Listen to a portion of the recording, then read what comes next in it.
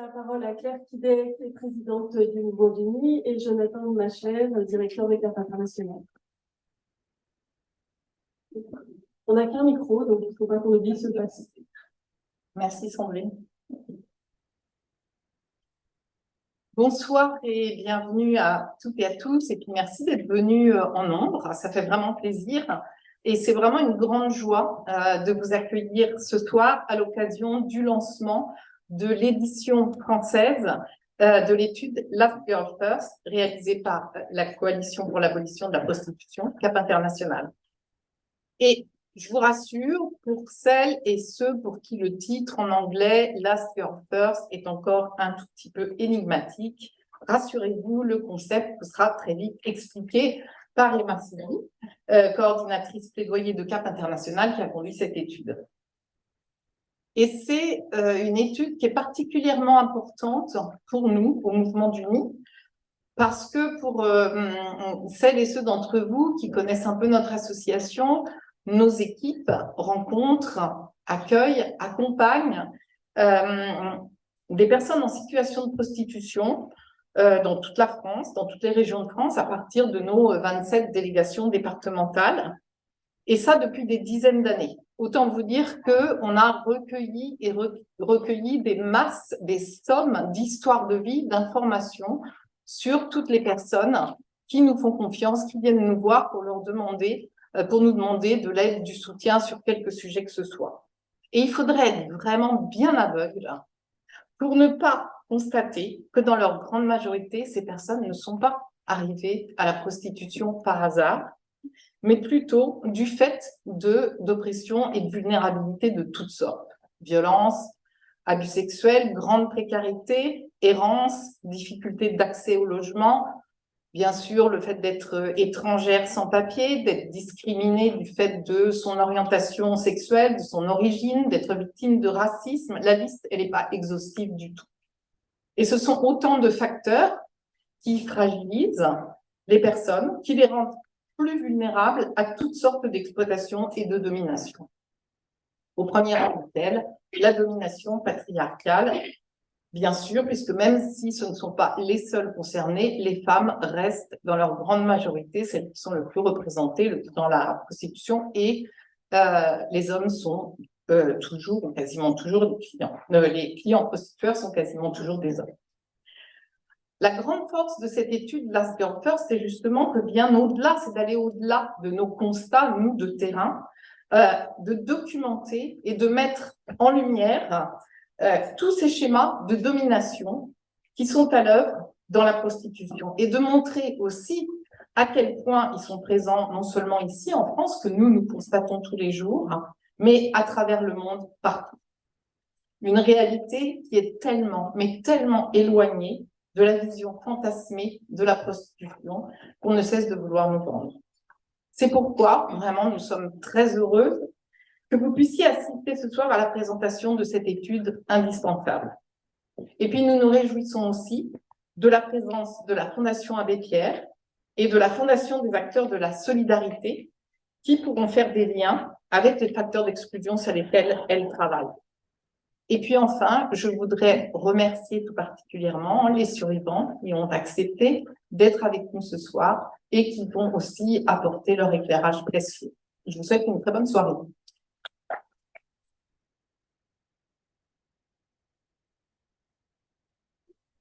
Bonsoir à toutes et à tous. Donc, je vais reprendre ce qu'a dit Claire. Nous sommes également absolument ravis d'être là. Effectivement, le titre est en anglais. Ce rapport est sorti en premier en anglais. On est ravis de le sortir en français. Le sous-titre dit tout. La prostitution à l'intersection des oppressions sexistes, racistes et de classe. Je pense que voilà, le propos est là. Donc, je représente CAP International, la coalition pour l'abolition de la prostitution, qui est actuellement formée de 35 associations membres dans 28 pays, associations de terrain, associations de survivantes, qui, l'an dernier, ont collectivement soutenu plus de 17 000 personnes en situation de prostitution, évidemment en quasi-totalité des femmes et des filles, et des femmes et des filles issues des groupes les plus marginalisés et les plus vulnérabilisés. Je suis ravi que nous ayons pu organiser cet événement avec notre membre du Mouvement du Nid. Nous avons deux membres en France, le Mouvement du Nid et la Fondation CEL, que je salue évidemment. Et je salue particulièrement la présence et l'engagement ce soir, tout d'abord des survivantes, qui vont encore une fois faire le travail le plus difficile ici, donc Rosalie et Alexis, en prenant la parole pour témoigner des réalités du système prostituel. Merci. Je remercie également les associations qui soutiennent cet événement, notamment alors évidemment notre membre de la Fondation CEL, encore une fois, Oser le féminisme, le réseau européen des femmes migrantes et la clé. Et je réitère également mon remerciement à la Fondation Abbé Pierre, ainsi qu'à la Fédération des acteurs de la solidarité.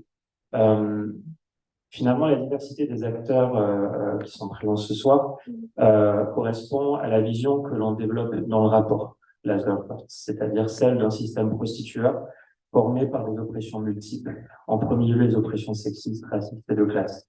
Un système dont l'abolition nécessite un engagement collectif, social et sociétal à plusieurs niveaux, dans toutes les composantes de la société civile et évidemment de l'État. Car loin des mythes du libre choix propagés par des pseudo-syndicats soutenus par des bailleurs de fonds ultralibéraux, la réalité de la prostitution est celle d'un monde de violence et de contraintes.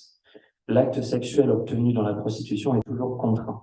Soit il est contraint par la force physique d'un proxénète ou d'un trafiquant, soit il est par la force socio-économique qui pousse et enferme les femmes et les filles rendues les plus vulnérables dans un système d'exploitation qui n'a qu'un seul objet, satisfaire la demande d'achat d'actes sexuels exprimée par une minorité d'hommes. En tant qu'abolitionnistes, nous reconnaissons la prostitution pour ce qu'elle est, c'est-à-dire une forme de violence faite aux femmes. Et c'est aussi en tant qu'abolitionnistes que nous reconnaissons et luttons contre les schémas d'oppression qui permettent à ce système d'exister.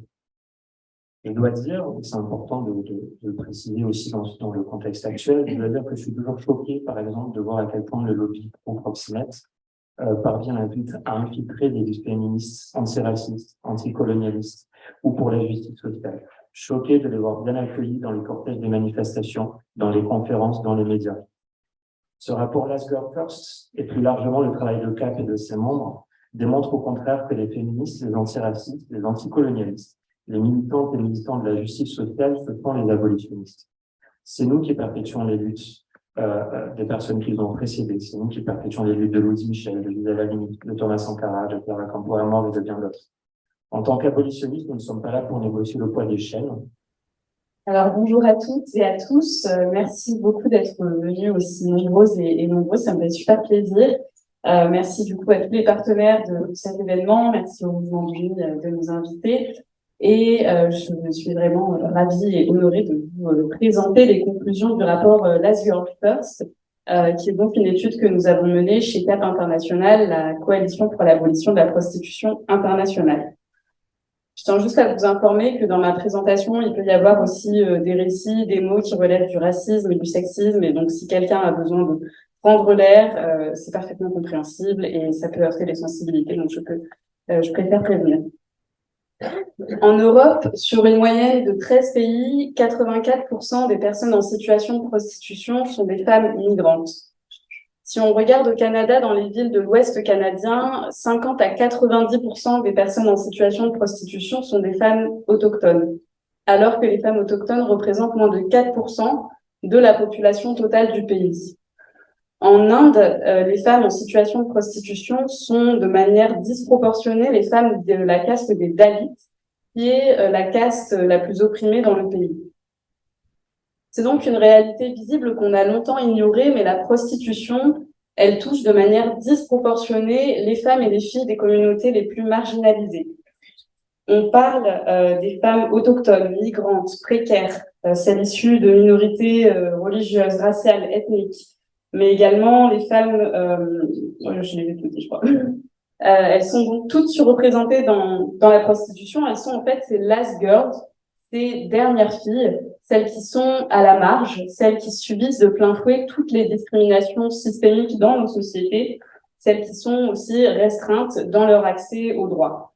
Elles sont finalement celles que la société a érigées comme une classe à part, comme la classe qui doit, pour survivre, se prostituer, être la classe des prostituables et qui doivent donc pour survivre satisfaire la demande masculine pour l'achat de sexe. Notre recherche Last Girl First, elle va donner une plateforme à ces femmes et à ces filles. Elle va plus loin qu'une analyse de la prostitution sous l'angle sanitaire, comme cela a souvent été fait, et elle l'analyse de manière globale, comme un système qui repose sur des schémas politiques, historiques, économiques et sociaux, et qui mènent aujourd'hui à l'exploitation massive des plus marginalisés dans nos sociétés.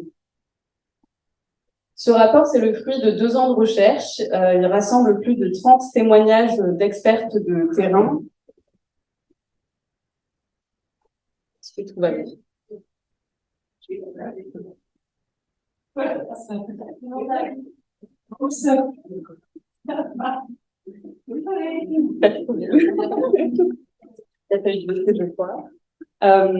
Donc, ce rapport, il rassemble plus de 30 témoignages d'experts et d'expertes de terrain, de survivants de la prostitution, mais également de leaders des communautés les plus touchées par la prostitution.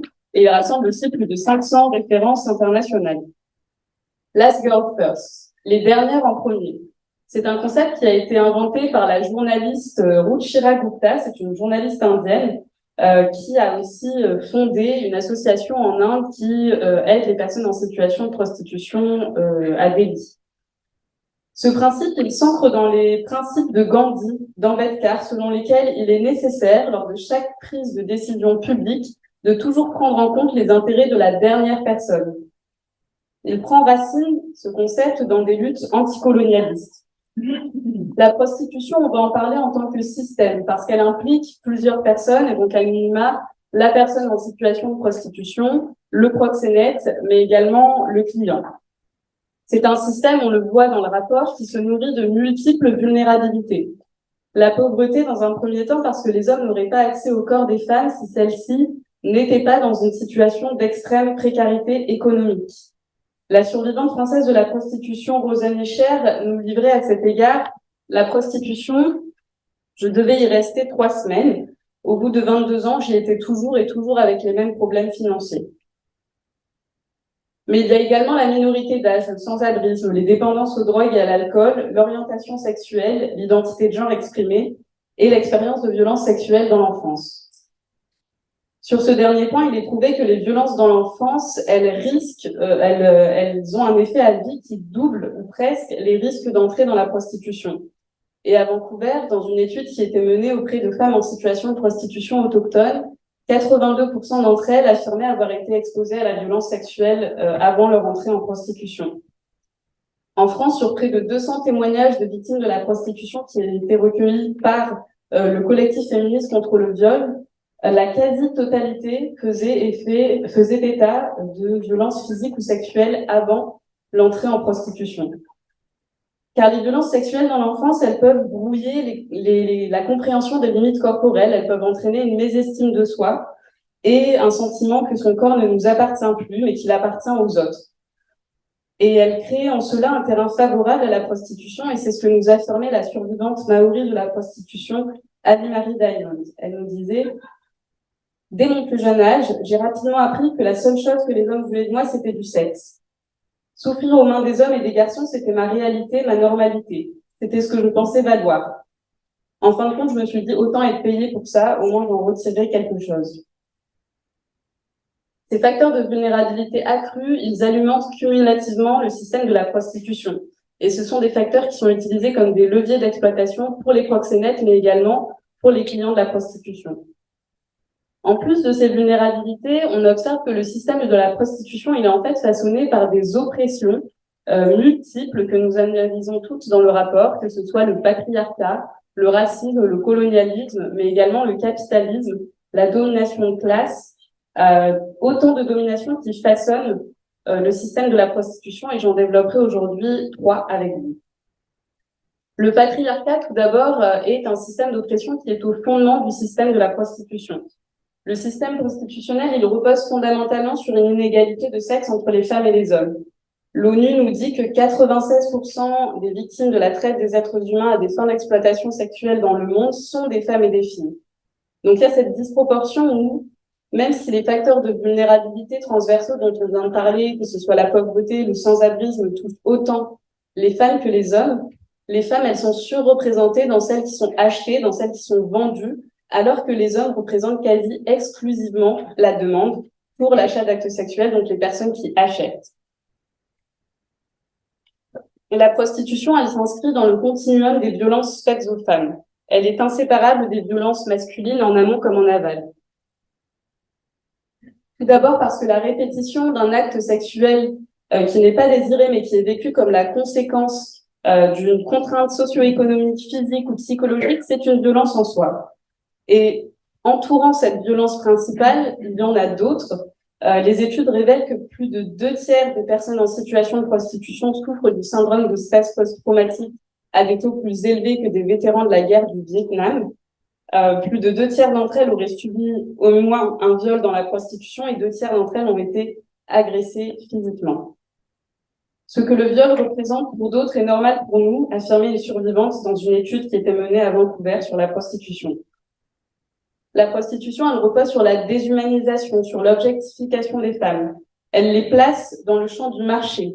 Elle les considère comme des marchandises. Dans la prostitution, le corps des femmes, il est objectivé, il est érotisé. Il est hypersexualisé. On le réduit à des parties d'anatomie et les clients en parlent comme des parties d'anatomie totalement dénuées de l'être humain. On parle de seins, d'une bouche, d'un vagin. Comme dans n'importe quel marché, les clients ont des exigences aussi sur les services. Les femmes font l'objet de classements de tarifs préférentiels. En Allemagne, d'après l'ancien détective Helmut Sporer, les bordels se tournent de plus en plus vers les femmes qui font du 34 ou du 38 parce qu'il y a une très très forte demande des clients pour ce genre de gabarit. Ces derniers discutent aussi des femmes dans des termes racistes, déshumanisants, n'hésitant pas à les qualifier de viande fraîche et de marchandises sur des forums de clients. Il est évident que la prostitution est issue d'une longue tradition patriarcale de volonté de dominer, de contrôler et d'accéder au corps des femmes. On trouve parmi ces violences le droit du seigneur, le viol conjugal, le harcèlement sexuel et d'autres services ancrés dans notre système patriarcal. Le système de la prostitution, il consacre un droit, le droit masculin inaliénable d'accéder au corps des femmes. La prostitution, c'est ensuite un système qui est fondamentalement raciste et qui a été façonné par le colonialisme et par l'impérialisme. Il est commun, par exemple, d'entendre que la prostitution a toujours existé, que c'est le plus vieux métier du monde, entre guillemets. Et pourtant, c'est faux. Parce que dans certaines communautés matrilinéaires d'Amérique du Nord, des études montrent que la prostitution n'existait pas avant l'invasion des colons européens. Et donc, les colons, avec le génocide, les massacres, la destruction de la culture, les déplacements forcés, ont introduit la violence sexuelle dans les communautés matrilinéaires autochtones. Et à l'image des terres envahies, les corps des femmes autochtones étaient aussi utilisés pour humilier et dominer le peuple colonisé. Les violences coloniales, on en parle parce qu'elles ont façonné un traumatisme intergénérationnel chez certaines communautés autochtones qui résultent en des taux de pauvreté accrus, des violences intrafamiliales, un taux de dépendance aux drogues et à l'alcool et des déplacements forcés extrêmement élevés. La surreprésentation des femmes autochtones dans la prostitution aujourd'hui, c'est le résultat des politiques colonialistes et de leur perpétuation. Le rapport souligne aussi la manière dont dans les pays du Maghreb, en Inde, en Corée et à travers le continent asiatique, les puissances impérialistes telles que les Français, les GI américains, mais aussi les Britanniques, ont en réalité posé les prémices de l'industrie du sexe telle qu'elle existe aujourd'hui dans ces différents pays anciennement occupés. En contexte de guerre, les femmes qui étaient enrôlées dans les systèmes de prostitution militaire, elles étaient considérées comme des objets sexuels par les armées. En fait, leur but, le but de garder une sorte de prostitution militaire, c'était que les femmes devaient stimuler les soldats pour qu'ils puissent gagner l'avantage de la guerre. L'autre objectif de la prostitution militaire, c'était que la prostitution évitait les viols dans la société parmi les civils. Et donc, ces viols étaient perpétrés spécifiquement contre les femmes qui étaient détenues dans la prostitution. Et lors de l'annexation de la Corée du Sud par le Japon il y a un siècle, le Japon va poser les bases de cette prostitution impérialiste militaire qui repose sur la réglementation et l'exploitation sans fin de 200 000 femmes coréennes qui étaient surnommées les femmes de réconfort, mais c'est bien sûr un euphémisme. Et ces femmes de réconfort, elles étaient violées en moyenne 70 fois par jour par les soldats de l'armée japonaise. Dès 1945 et la fin de la Seconde Guerre mondiale, c'est l'armée américaine qui va graduellement reprendre les bordels qui étaient ouverts par les Japonais dans le Pacifique. Donc ces zones vont devenir les zones de rest and recreation pour les Américains. La prostitution impérialiste militaire, elle repose sur l'imposition de contrôles sanitaires très stricts auprès des femmes qui sont détenues dans les bordels. Les femmes, elles se voient administrer de telles doses de pénicilline que les études montrent que leurs bras gonflaient, que certaines décédaient d'overdose. Et ces contrôles sanitaires sont en fait le résultat, d'après l'historienne Christelle Tarot, de la peur pathologique qui subsiste chez les colons de voir le sang de l'Orient entacher le sang de l'Occident.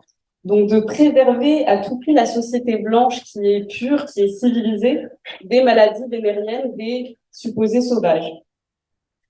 Aujourd'hui, on voit que ce système réglementariste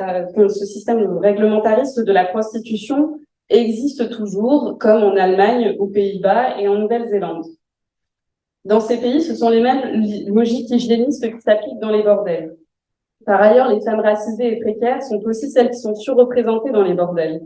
Si on regarde qui est la population dans les bordels légaux de l'Allemagne, qui a légalisé donc la prostitution en 2002, ce sont à 95% des femmes migrantes, issues des pays d'Afrique ou d'Europe de l'Est.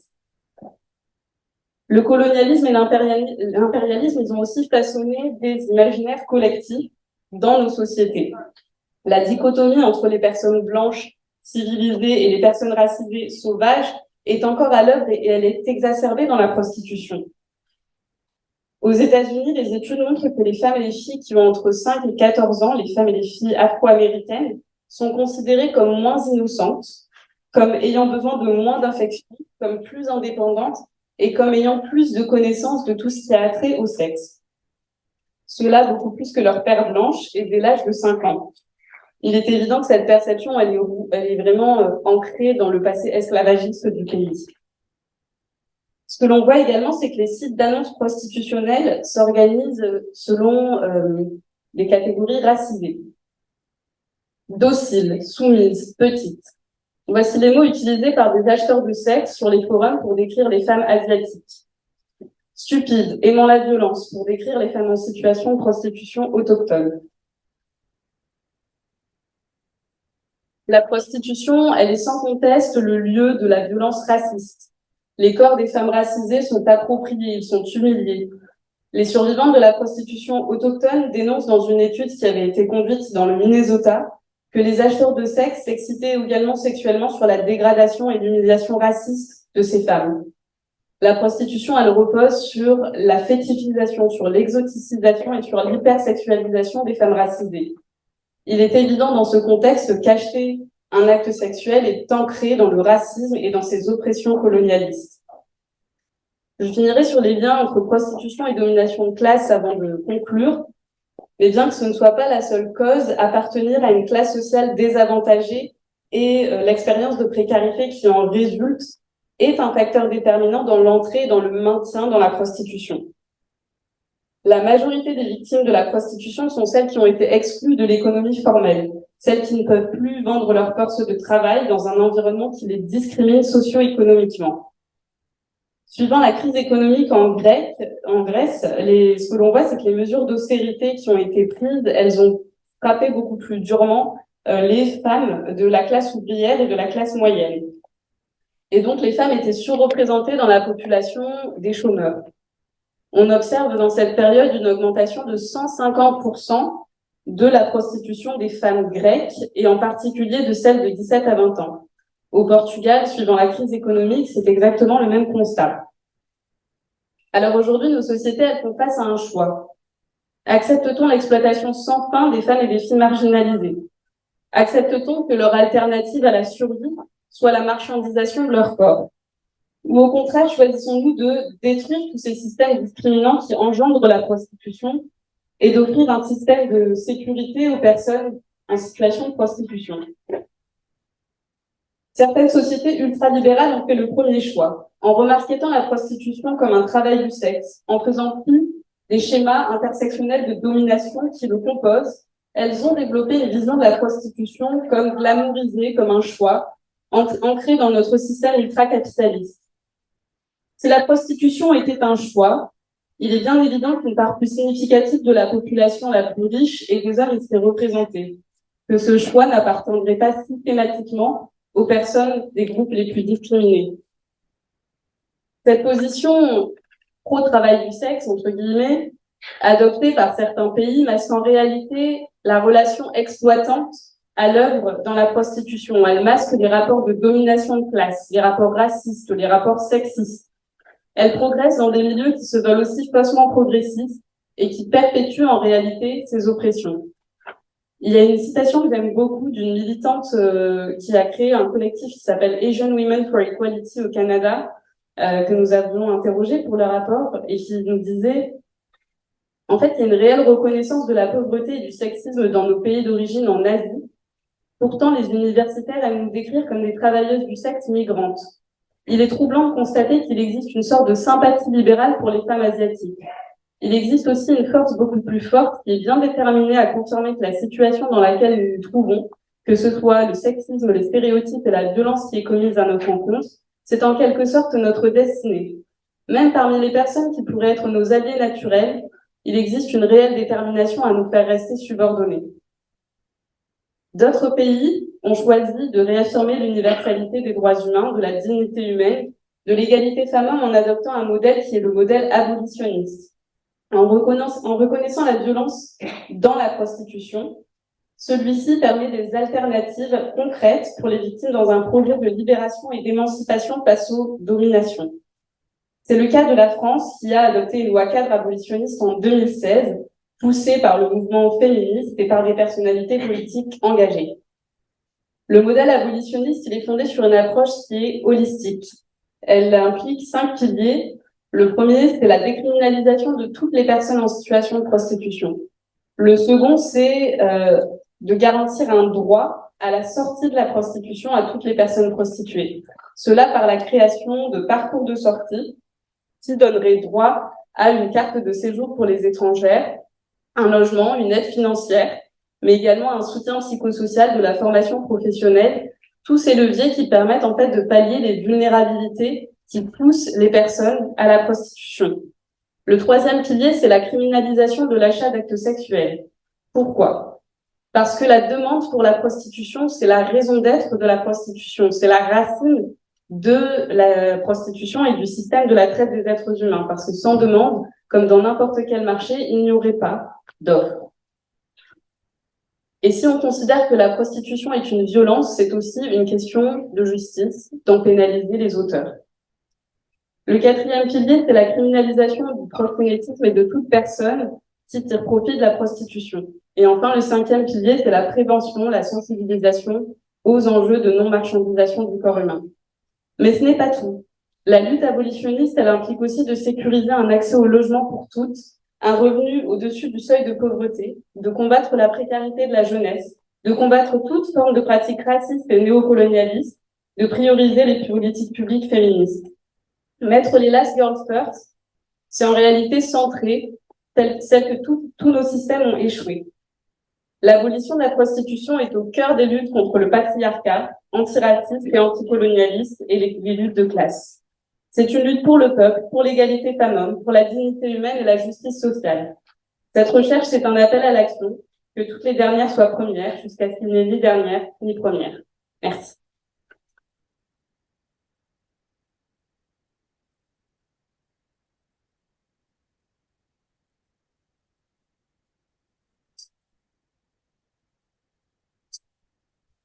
Merci beaucoup, Emma. C'était une grande clarté. On n'a qu'un seul micro et on fera place sur l'estrade. Avant d'accueillir nos intervenants suivants, je voulais aussi remercier la présence avec nous de Farida Lemel et Françoise Brier de la Fédération nationale Solidarité Femmes qui ont aussi soutenu l'événement. Donc, ils sont des alliés de toujours également. Après ce que vous avez entendu, voilà, on va vous demander d'intervenir sur la situation du terrain en France. Donc, vous pouvez vous installer, vous asseoir. Nathalie Latour et Frédéric Cavard. Donc, Nathalie Latour, vous êtes de la Fédération des acteurs de la solidarité, qui en France réunit beaucoup d'associations qui luttent contre l'exclusion et la précarité, et des associations qui accompagnent les personnes en situation de prostitution, dont une que vous connaissez bien ici et dont nous avons aujourd'hui la déléguée générale, Delphine Jarreau, l'Amicale du Nid. Donc, vous allez nous parler, alors suite à cet exposé qui parle un petit peu de la situation internationale, qui croise toutes les oppressions, plus spécifiquement, on va aborder des questions de précarité, de pauvreté qui sont à l'origine pour les femmes et les filles très souvent de l'entrée et du maintien dans la prostitution. Vous allez donc on a une dizaine de minutes, nous parler un petit peu sur le terrain de comment ça se passe, quels sont ces facteurs de vulnérabilité que vous constatez et quelles sont à la fois les actions qui peuvent être mises en place et voir parfois leurs limites aussi pour permettre de l'être ces last girl first, justement. Merci beaucoup, merci pour votre invitation et effectivement ravi de voir des partenaires, des membres avec lesquels on travaille régulièrement sur le terrain. C'est vrai que nous sommes une fédération généraliste, mais absolument mobilisée sur l'ensemble de toutes les formes d'exclusion et de précarité. Et cette question de la prostitution est à l'intersection, on va dire, de plusieurs carrefours et doit être aussi, on va dire, prise en compte en tant que telle. On y reviendra. Il y a une loi qui a été prise en 2016, mais il reste encore beaucoup à faire. C'est vrai que c'est des personnes qui souffrent particulièrement d'une exclusion liée à l'activité qu'elles peuvent avoir, parce que c'est aussi, et on constate dans les chiffres, vous avez peut-être dit, aujourd'hui en France, il y a à peu près entre 30 000 et 44 000 personnes qui sont en situation de prostitution.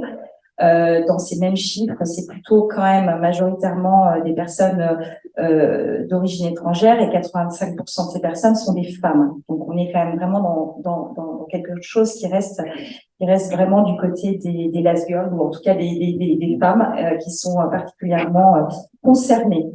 On se rend compte aussi que depuis 5 ans, on a une augmentation assez préoccupant du nombre de mineurs en fait qui rentrent en prostitution. On dit dans les chiffres à peu près entre 7 à 10 000, dont nous on a l'impression que c'est un chiffre qui est en deçà de la réalité parce qu'on a des équipes, ce qu'on appelle des maraudes, c'est-à-dire des équipes qui vont vers les publics dans la rue, qui sont aussi là en premier accueil, en premier recours, et que on a l'impression que c'est quelque chose qui est plus important. En tout cas, il y a cette question-là qui depuis 5 ans mobilise aussi beaucoup les professionnels.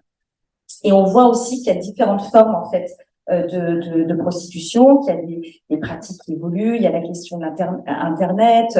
On est là encore une fois dans des pratiques qui se diversifient et qui se modifient, et notamment quand même avec quelque chose qui est extrêmement important, c'est tout ce qui est autour de la traite des êtres humains et des personnes en situation étrangère qui subissent, on va dire, une violence liée à la question de la traite et aussi d'une grande précarité du fait de leur parcours migratoire et de l'absence de titre de séjour. On y reviendra.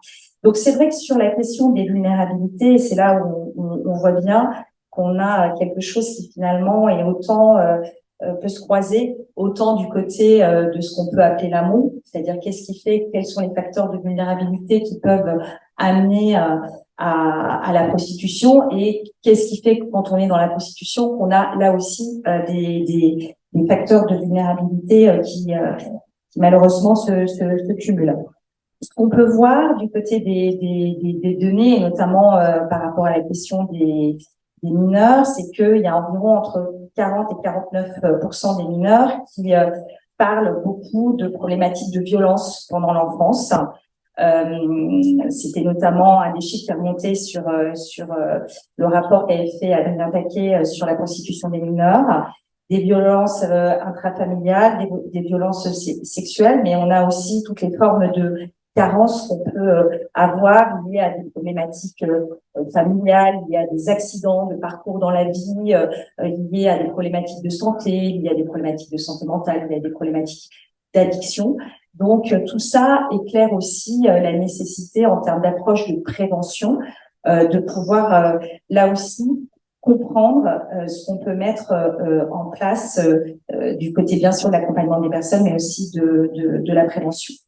L'autre point, et qui rejoint la question aussi de ce qu'on retrouve dans la société en termes aussi d'inégalité hommes-femmes, il y a une notion aussi de précarité économique qui touche beaucoup les femmes, qu'on retrouve là aussi auprès des publics qu'on accompagne. Par exemple, dans les parcours d'insertion, elles ne sont que 38% des femmes, en fait, dans les parcours d'insertion. On sait qu'on a vraiment, là aussi, des progrès à faire du côté de la prise en compte de la situation des femmes, qu'elles sont quand même majoritairement aussi dans des situations monoparentales et qu'on sait que c'est là aussi un facteur de vulnérabilité et que cette question de pouvoir vivre aussi à la rue, d'être dans une situation particulièrement instable, crée un facteur de vulnérabilité supplémentaire.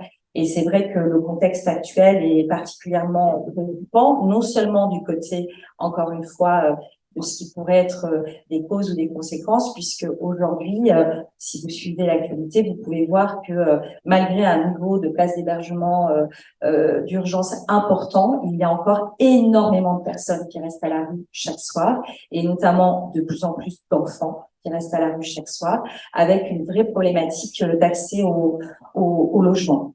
Il y a aussi des choses qui se retrouvent du côté, on va dire, des phénomènes de violence ou de violence conjugale, d'emprise, que peuvent aussi rencontrer certaines personnes.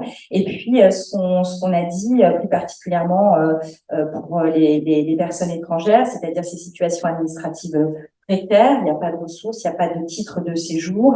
C'est des parcours qui sont eux-mêmes souvent très difficiles pour arriver là où elles arrivent, soit du côté de la traite, soit du côté de leur propre parcours, de ne pas parler la langue, de ne pas connaître un certain nombre de codes de culture et qui crée bien évidemment la question de l'isolement. Donc tout ça croise bien sûr des problématiques encore une fois de santé, causes, conséquences, moyens de protection, moyens de soulagement, moyens encore une fois on va dire d'une certaine façon, peu importe, pour les personnes, elles sont en tout cas dans des situations sur lesquelles il faut avoir un accompagnement particulièrement global et renforcé. Et du coup, du côté des vulnérabilités, encore une fois, qu'on peut retrouver en termes d'impact pour les personnes qui sont en situation de prostitution, eh bien, on voit que le recours à la question de la santé est particulièrement faible. C'est-à-dire que c'est des personnes qui font peu recours, ou qui ont difficilement, en fait, recours aux questions de santé, soit parce qu'elles ne mobilisent pas, soit parce qu'elles n'ont pas les droits pour le faire, soit parce qu'il y a aussi un enjeu important de stigmatisation dans l'accès aux soins.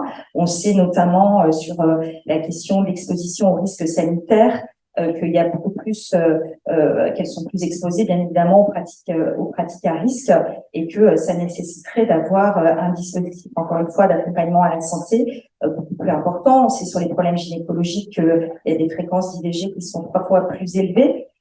Donc tout ça, c'est des éléments, encore une fois, qui fragilisent et qui viennent éclairer une difficulté supplémentaire. Bien sûr, l'accès au droit. C'est-à-dire que là aussi, le non-recours au droit est absolument important. Bon, déjà, en tant que tel, il n'y a pas de droit. Il y a là aussi, encore une fois, quand on n'a pas de statut administratif, il n'y a pas de possibilité d'avoir accès au droit. Pour les séjours des personnes étrangères, vous avez peut-être vu les difficultés qu'il y avait d'accès à l'aide médicale État. Donc, tout ça, en fait, se cumule avec bien évidemment, et je crois que vous avez particulièrement éclairé, les questions d'hébergement et de logement. Du côté de la loi, telle qu'elle vous a été présentée, c'est vrai qu'il y a un volet social sur lequel la FAS, mais aussi les associations qui sont là, se sont beaucoup mobilisées pour que ce volet social soit intégré à la loi, avec les mesures qui sont la création du dispositif parcours de sortie de prostitution. Ce dispositif, il permet vraiment à des personnes qui le souhaitent de pouvoir le mobiliser et de bénéficier d'un accompagnement. C'est aussi pouvoir avoir une autorisation provisoire de séjour, c'est aussi avoir une aide financière, ce qu'on appelle l'AFI, qui n'est pas du tout à nouveau. On demande depuis régulièrement, à chaque fois, que cette aide soit revalorisée. Elle n'est même pas au niveau du RSA, donc il y a quand même un vrai souci sur le montant de cette aide. Il y a eu la création, il est prévu la création d'une commission départementale de lutte contre la prostitution, donc dans chaque département, là aussi un accompagnement à la santé dédié, des actions de réduction des risques, de prévention, de sensibilisation. Alors tout ça c'est très bien, si déjà ça lui va le mérite, on va dire, d'être inscrit dans la loi, mais qu'est-ce qu'on constate? On constate en fait que quand on mobilise en fait ces parcours de sortie de prostitution, eh bien, ils fonctionnent très bien. Puisque les chiffres qu'on a, c'est que sur les 161 parcours de sortie de prostitution qui ont été terminés, c'est-à-dire à l'issue des 24 mois qui sont prévus dans le texte, eh bien 95% des personnes sortent du parcours de prostitution avec une formation, un emploi, un logement. Donc, on peut dire que ça fonctionne pour les personnes qui s'engagent. Cependant, quand on sait qu'il y a uniquement 564 personnes qui ont pu bénéficier, quand je vous ai dit les chiffres qui étaient, on peut effectivement se poser la problématique de l'ambition et des moyens qui sont donnés par rapport à ça. Et c'est vrai qu'on constate qu'il y a des pratiques tout à fait, on va dire, diverses sur les territoires, que ça dépend bien évidemment de l'impulsion du préfet, de la mobilisation qu'il va pouvoir mettre, de la question des moyens qu'on accorde vis-à-vis de ça. Et on sent toujours cette difficulté entre, oui, c'est vrai qu'il faut pouvoir aider les personnes, mais en même temps, on est aussi face à une politique d'accès au séjour qui reste campée sur des logiques très dissuasives. Et donc, si jamais quand même cette question de l'aide à la sortie du parcours venait à créer des appels d'air sur les titres de séjour, donc vous voyez, on est toujours coincé en fait entre des logiques de représentation et de perception qui font que là où on voit que c'est une vraie capacité, encore une fois, d'aide et d'accompagnement, eh bien les choses sont un peu bloquées. Alors il y a eu une récente instruction et puis il y a eu une reprise quand même du côté politique qui nous laisse espérer qu'on pourrait peut-être avoir un petit peu plus de dynamisme sur cette question des parcours. Mais encore une fois, c'est quelque chose sur lequel il faut qu'on soit vigilant. Et globalement, c'est quand même une politique qui manque de moyens, c'est-à-dire que aujourd'hui, encore une fois, sur les enjeux, et vous y reviendrez, mais d'hébergement, de logement, on n'a pas de logements qui sont fléchés ou d'hébergements qui sont fléchés en tant que tels. On sait, encore une fois, je vous redis que l'accès à la santé reste quand même assez problématique et qu'il faut vraiment pouvoir avoir un accompagnement global, faire ce travail de côte à côte, faire ce travail aussi de prévention et de sensibilisation, parce qu'encore une fois, on voit bien qu'on a une double dynamique, c'est-à-dire celle vraiment en termes de prévention, celle en termes de réduction des risques et celle en termes d'accompagnement et de sortie pour les personnes qui le souhaitent. Voilà, merci.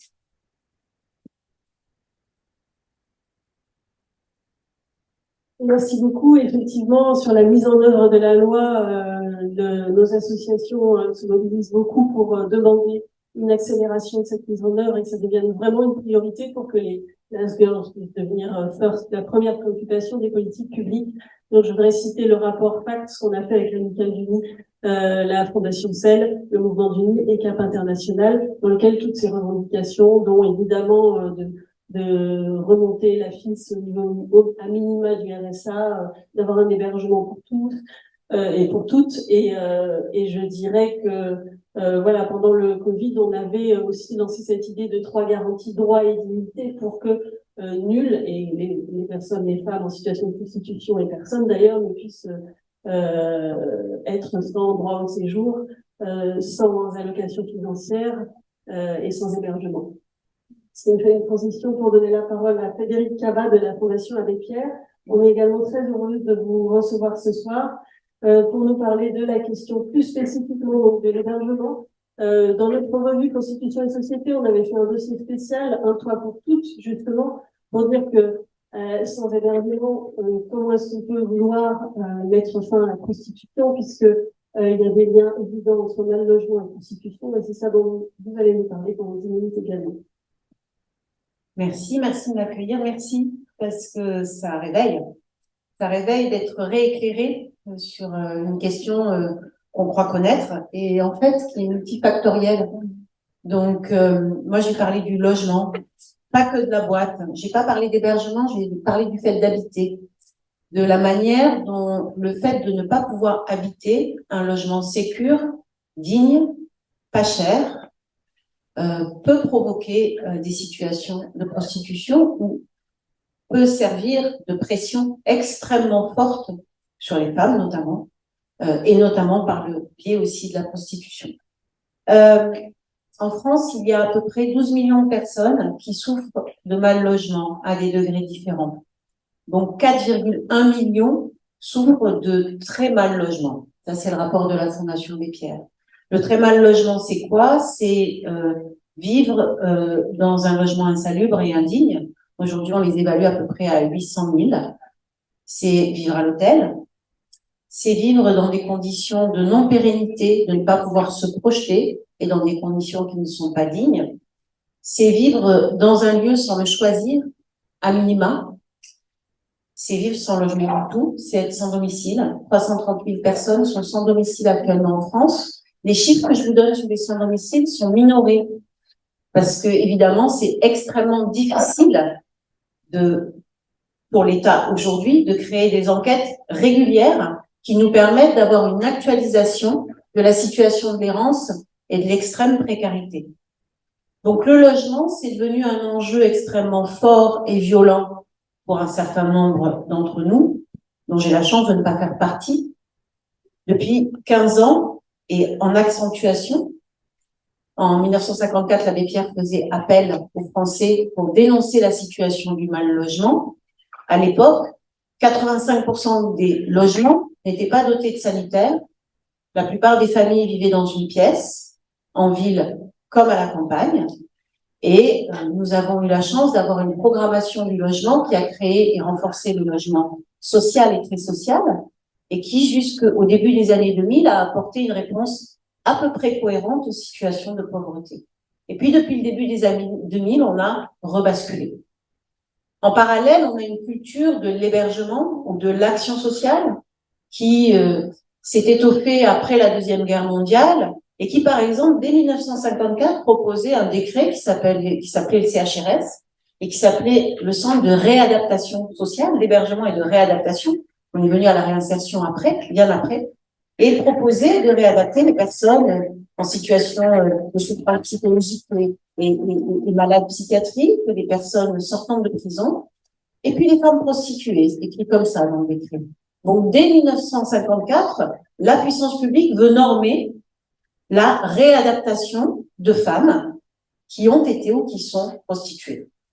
Donc, c'est quand même un rapport à la pauvreté et à la prostitution qui est extrêmement descendante, prescriptive, et qui ne fait pas forcément, et qui ne fait pas avec les personnes. Je voulais juste faire ce décrocher parce que ça me semble évidemment contenir tout ce que la puissance publique et tout ce que les dispositifs publics peuvent faire de très bien, mais de très descendant, et qui ne s'adaptent pas aux personnes qui sont censées recevoir de l'aide à un moment donné ou être accompagnées pour sortir de leurs difficultés, et en particulier les femmes prostituées. Quelques chiffres, parce que oui, la Fondation Abbé Pierre a rendu un rapport qui, cette année, s'est concentré sur les questions du genre et plus précisément sur les femmes, avec cette difficulté que nous avons pour les personnes LGBTQ+, d'avoir des données claires qui nous permettent de faire les mêmes analyses sur les questions du logement. Je voulais juste dire que le mal logement, c'est un habitat temporaire, c'est un habitat indigne, je l'ai dit, c'est un habitat cher. Aujourd'hui, en moyenne, c'est 40% pour les Français, le coût du loyer ou le coût de l'achat du logement. Il y a 30 ans, c'était 17%. OK? Donc, oui, la pauvreté, vous avez raison, elle précipite l'absence de réponse sociale et évidemment l'absence de réponse du logement. Quand on ne peut pas payer son logement, on ne peut pas être protégé, on ne peut pas être mis en sécurité. Et puis, le mal logement, c'est aussi l'absence d'intimité et la promiscuité. Et vous rappelez que des conditions sociales de pauvreté et de précarité, c'est aussi des situations de confusion des registres et souvent, et parfois, et très souvent malheureusement, de violences sexuelles. Donc, le mal logement, c'est aussi ce terreau-là. Allez, je vais aux chiffres, parce que je suis bavarde et que je ne vais pas tenir mes 10 minutes. Alors évidemment, les femmes, c'est l'inégalité des ressources financières. Il y a 28% des 28% des femmes occupent un temps partiel contre un peu plus de 8% des hommes. 83% des familles monoparentales sont constituées de femmes seules avec enfants. Plus d'un tiers d'entre elles vivent sous le seuil de pauvreté. Ça donne déjà un cadre extrêmement précis de l'absence de ressources suffisantes pour payer son logement et pour se maintenir dans un logement. Plus il y a d'enfants dans un logement, moins l'accès au logement social et présocial est possible.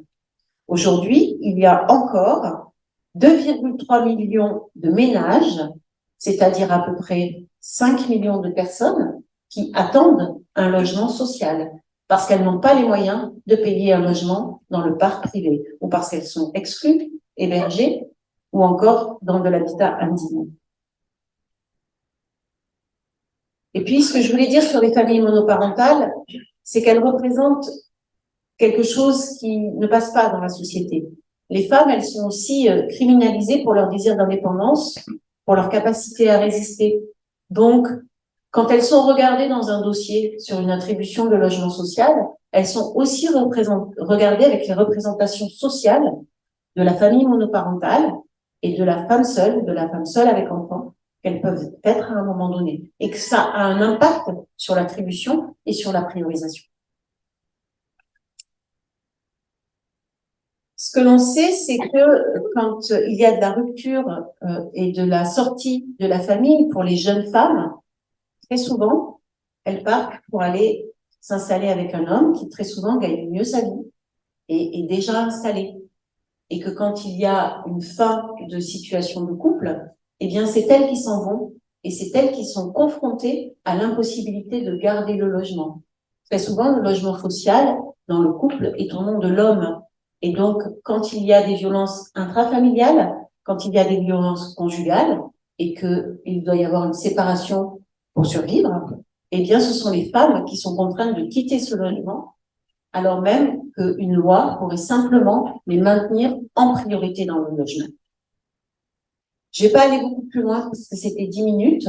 Je voudrais juste dire que ce que nous avons vu, nous régulièrement, il y a beaucoup de chiffres, il y a possibilité de télécharger sur le site de la Fondation des Pierres cette synthèse qui illustre de l'impact beaucoup plus fort et beaucoup plus violent pour les femmes du mal logement. Ce que nous avons vu, c'est que le logement est devenu tellement cher qu'il est devenu un bien contre une prestation dite sexuelle, contre de la prostitution. Dans les milieux étudiants, et notamment pendant la crise sanitaire, avec l'équipe, moi je fais du soutien à l'action, nous avons accompagné des situations de jeunes femmes qui ont été obligées, soumises à se prostituer pour pouvoir avoir un toit sur la tête. Et on l'a vu de manière flagrante pendant la crise sanitaire, mais nous savons que ça existe depuis longtemps. Nous voyons aussi des femmes migrantes qui sont, pour pouvoir se mettre à l'abri, échangent contre une mise à l'abri, la possibilité de mettre en place de la prostitution. Nous voyons aussi des mineurs isolés étrangers à la rue, autour de qui, et notamment des jeunes hommes, mais aussi des jeunes femmes. Beaucoup de prédateurs sont présents et parfois prennent l'habit aussi du bénévolat ou du tendre la main. Et que c'est ça aussi l'invisibilisation de ces situations. Nous voyons aussi, dans des copropriétés dégradées, une installation par les marchands de sommeil de partage de logements avec un système de prostitution. Toutes ces entrées du mal logement sont des entrées qui caractérisent le risque et qui favorisent une vulnérabilisation notamment des femmes qui deviennent la proie de situations d'abus et de prostitution. Je vais m'arrêter là parce que voilà, je pense que je peux répondre aux questions après si vous avez des besoins de précision. Merci.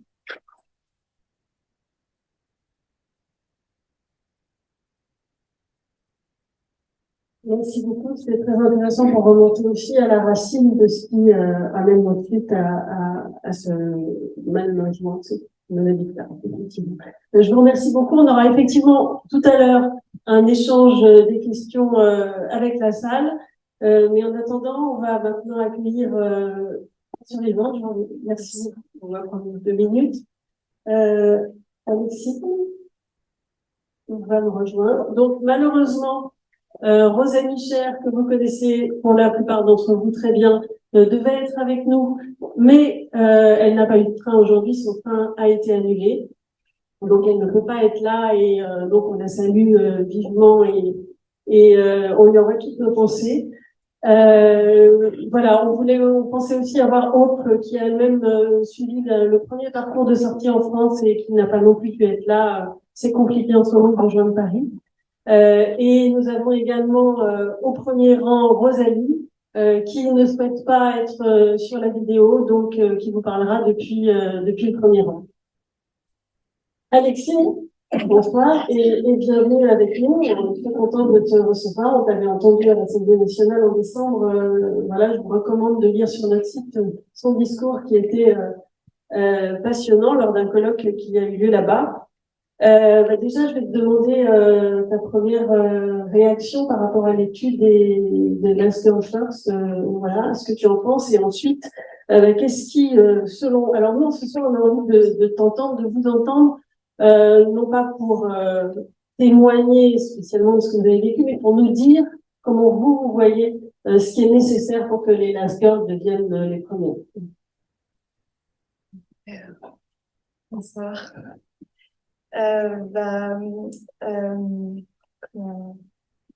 On t'entend. La première question, c'était sur Last Girl First. Ok, tout d'abord, je suis très contente qu'il y ait une étude, qu'il y ait une étude sur nous. Je trouve que rien qu'en discutant avec les survivants de la prostitution, en fait, moi, j'ai pas exactement besoin de statistiques parce qu'en fait, juste en parlant avec toutes les survivantes de la prostitution que je connais, que je rencontre depuis des années, bien, en fait, on peut se comparer nos propres vécus et on voit à quel point nos parcours se ressemblent. Et je trouve que c'est super intéressant qu'on s'intéresse enfin à notre cas et que il y ait des gens qui sont, engagés pour accompagner, écouter, soutenir les survivants de la prostitution, qui sont en général des femmes qui se retrouvent à l'échelle la plus basse de la société et qu'on voudrait remettre en avant parce que on est les plus vulnérables, on a les plus de besoins, on est privé de droits et de privilèges et c'est pour ça que c'est important de nous écouter. La deuxième question, c'était... Qu'est-ce qui est indispensable qu'est-ce qu'il faut pour pouvoir sortir de la prostitution? Tu as déjà dit le fait de pouvoir parler avec d'autres survivantes. Voilà. je vais dire ce que j'ai écrit. Déjà, sortir de la prostitution, c'est très compliqué. Les traumatismes sont multiples et les souffrances sont souvent bien innommables parce que endosser le rôle de prostituée est une forme d'aliénation qui est très sévère et complexe. J'en ai fait la même expérience. Et en fait, une fois sortie du milieu, l'emprise ne s'efface pas immédiatement.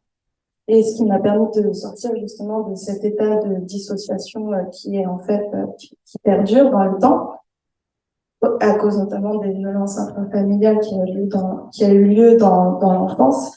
Pour moi, ce qui m'a permis de sortir de tout ça, ça a été de pouvoir trouver des gens à qui parler librement, sans tabou, ni honte, très important pour moi, des violences psychologiques et physiques que j'ai subies de la part des hommes, de nombreux hommes prostitués. Et j'ai trouvé cette écoute chez les survivantes de la prostitution, notamment, qui sont elles-mêmes féministes abolitionnistes, et c'est comme ça que moi j'en suis devenue une. C'est toujours très passionnant de discuter entre nous, car ça nous permet de parler, enfin, de verbaliser nos vécus, les conscientiser, et en fait on se rend compte qu'on a souvent les mêmes parcours, qu'on a énormément de points en commun, qu'on a souvent les mêmes symptômes de mémoire traumatique,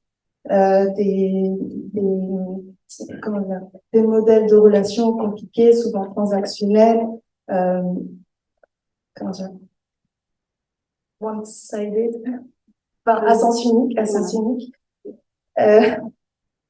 et que nous avons vécu énormément de négligence tout au long de notre vie et des violences et des conditions de vie qui sont comment dire misérables tant sur le plan financier, affectif, relationnel et tout ça.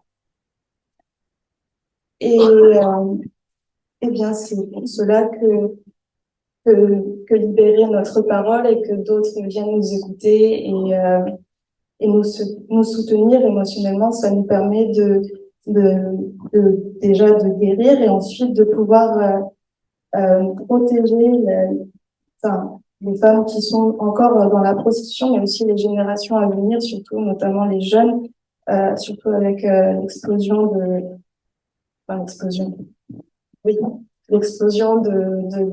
la prostitution, notamment en ligne avec OnlyFans, Wild et compagnie. Et voilà, je crois que je me suis perdue. Non. Mais, non, pas du tout. C'est justement, ça me fait penser, on discutait tout à l'heure, du coup, je passe à la troisième question. Tu parles de OnlyFans, de prostitution en ligne et de la prostitution filmée, le porno, donc tu veux dire que c'est important de changement de mentalité et des choses qu'il faut faire par rapport à ça. Moi, ce qui me préoccupe le plus, c'est surtout la santé des femmes prostituées, tous les symptômes qu'on en retire, les souffrances. Et je me dis qu'en fait, il faut absolument protéger les femmes les femmes et les enfants qui sont dedans ou qui sont en passe de rentrer dedans. Et je pense que ça passe notamment par la prévention, la sensibilisation des jeunes, notamment dans les collèges, les lycées et même l'université. Et qu'est-ce que je voulais dire? Oui, oui, l'influence de la pornographie, je vais parler de ça. Oui, voilà. Ben, c'est pas un secret, je parle assez souvent de ça que j'ai été exposée très jeune à la pornographie et à la consommation de pornographie, comme beaucoup de gens savent aujourd'hui. Maintenant, on sait que les enfants sont exposés très tôt à la pornographie. En général, c'est en moyenne 11 ans, si je me souviens bien. Et en fait, on peut pas prendre éduquer les enfants ou les laisser s'éduquer tout seuls devant la pornographie en pensant que le modèle de sexualité qui est dépeint dans la pornographie, qui est de la prostitution, est quelque chose de sain. Moi, ce que je sais, c'est que une fois que je suis passée à l'âge adulte, j'ai voulu faire exactement ce que j'avais vu dans la pornographie, et en fait, ça m'a amené très rapidement à la prostitution et à me retrouver justement derrière la caméra, moi aussi. Et ben voilà. Donc, comment dire? Je me suis perdue. Encore une.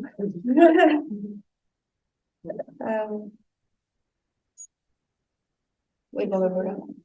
Mais sinon, on voulait aussi parler peut-être du rôle central des clients prostitueurs, de la nécessité de le remettre au centre et de dire la vérité sur ce qu'il est. Oui. Pour moi, les clients, enfin, pardon.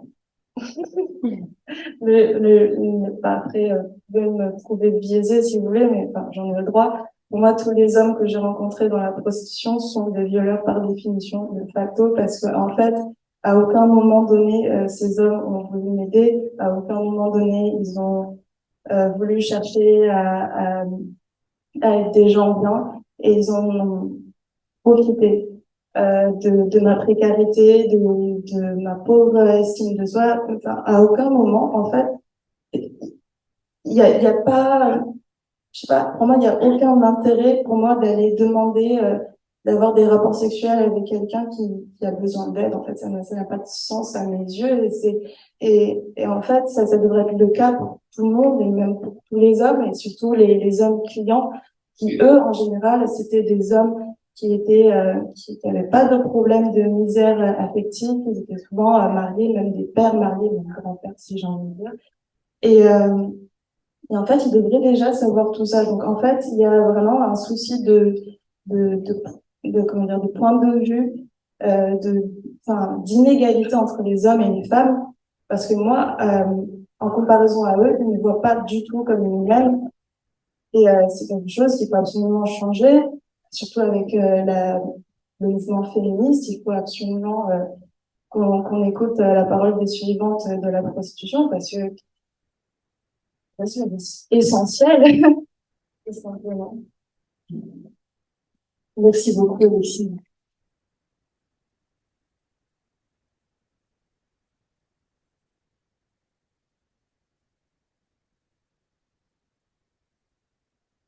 Alors, Rosalie, je vais aller te donner le micro. Je pense que tu avais prévu soit tu veux réagir à ce qu'a dit Alexis, ou réagir à ce qu'on avait dit par rapport à l'étude. Merci. Bonsoir à tous. Donc moi aussi, je suis surveillante de protection et de protection des mineurs et aussi quand j'étais majeure. Honnêtement, quand j'ai lu l'étude, je me suis rendu compte, en fait, ça m'a pas du tout choquée. C'était pas étonnant, en fait, parce que en étant victime, le principe et ce que veulent les professionnels, ce que veulent les clients, c'est l'invisibilisation de la personne. En fait, ils veulent que ce soit pratique. C'est horrible que je dis, mais c'est vraiment il faut que ce soit pratique. Pour eux comme pour nous, il faut que ce soit pratique dans le sens où ils doivent pas se poser trop de questions. Le plus c'est simple, le mieux ça se passe pour eux. Et en fait, c'est comme si avoir quelqu'un qui arrive dans une pièce et dit bonjour, je suis prostituée, pour eux c'est leur cadeau. En fait, c'est vraiment, ils voient ça comme c'est vraiment opportuniste en fait. C'est horrible, mais c'est vraiment opportuniste comme situation. Et quand on est déjà dans une situation d'invisibilisation par d'autres choses dans sa vie, moi j'étais victime de violences pendant l'enfance, je suis handicapée, donc il y a beaucoup de choses qui jouent et qui font que quand ils arrivent devant une personne, et surtout les proxénètes, ils arrivent devant une personne qui est déjà invisible, déjà déshumanisée, qui se sent déjà moins que rien, en fait, c'est juste renforcer leur propre bonne conscience entre guillemets que bah voilà en fait ils continuent dans la même voie que ça quoi. Ils continuent à rendre à donner avantage à cette invisibilisation et vraiment je sais pas comment dire ça comme en fait il confirme un biais de lecture de la personne et c'est ça qui est horrible parce que et c'est ça qui enferme en fait dans cette dans un moule parce que on n'arrive pas à sortir de cette invisibilisation. On a l'impression que il nous confirme dans notre biais de lecture et nous on arrive déjà avec le biais de lecture du passé, de ce qui s'est passé quand moi j'étais victime d'inceste. Évidemment, j'avais ce biais de lecture d'absence de valeur, d'être complètement nulle, vraiment d'être invisible vis-à-vis de mes parents qui n'ont jamais su. C'est vraiment genre et au final quand je suis arrivée rencontrer mon proxénète, je pense que c'était presque une aubaine pour lui. Ça tombe, c'était parfait pour ça rentrait parfaitement dans ses cases et donc comme ça rentrait parfaitement dans ses cases, ben il m'a tendu la main en fait. Et moi du coup, j'ai pris sa main parce que j'avais pas d'autre solution à ce moment-là. Et en fait, c'est horrible parce que c'est vraiment un engrenage et quand on rentre dedans, on n'arrive pas vraiment, c'est difficile en fait de s'en sortir, c'est vraiment difficile et je pense que enfin moi ce qui m'a permis de m'en sortir c'est mon copain parce que quand je l'ai rencontré du coup j'ai découvert qu'il y avait un autre monde qui existait Mais avant de le rencontrer, j'étais encore dedans et je tournais dedans et je n'arrivais pas à m'en sortir alors que et moi je suis pas issue d'une classe sociale pauvre. J'ai toujours eu de l'argent. Mes parents ils avaient de l'argent. Ils travaillaient, donc j'avais pas de problème d'argent. Mais par contre, psychologiquement, c'était l'enfer pour moi. C'était un enfer. Et donc en fait, quand je vois ce rapport, je me dis si en plus on rajoute le racisme, si en plus on rajoute les problèmes d'argent, c'est horrible. C'est horrible. Et alors, Alexis me disait que est extrêmement important d'abord d'écouter la parole des survivantes et qu'elles puissent s'exprimer et parler. Pour toi, pour pouvoir justement changer la situation, pour favoriser la sortie de la prostitution, qu'est-ce qu'il faut, à ton avis, que la société fasse, que nous on fasse? Ce qu'il faut faire. Oui, il faut en parler. Moi, ça me fait aussi du bien quand c'est des personnes qui en parlent, qui ne sont pas survivantes, parce que ça me donne l'impression que je suis soutenue par différentes personnes qui sont pas forcément qui ont pas forcément vécu ce que j'ai vécu, mais qui comprennent, qui ont conscience en fait que c'est une violence. En fait, pour moi, c'est vraiment une histoire de valeur et de redonner de la valeur aux gens et de redonner leur humanité aux gens et leurs histoires. En fait, quand on enlève l'histoire de quelqu'un et qu'on la rencontre pendant la durée de 15 minutes ou 1 heure ou je sais pas le temps que c'est, on la rencontre, on est là pour 1 heure et après hop, elle n'existe plus. Et en fait, pour moi, le fait de pouvoir parler aussi, c'est dire, en fait, j'existais avant et j'existais après. Et honnêtement, c'est vraiment pas marrant. C'était pas marrant d'exister avant et c'était pas marrant d'exister après. Et je pense que pour moi, c'est vraiment donner de la valeur aux humains, donner de la valeur aux personnes. Et c'est ça qui vraiment aide à ne pas rentrer dans ce monde-là. Un très grand merci, Rosalie. Je crois que c'est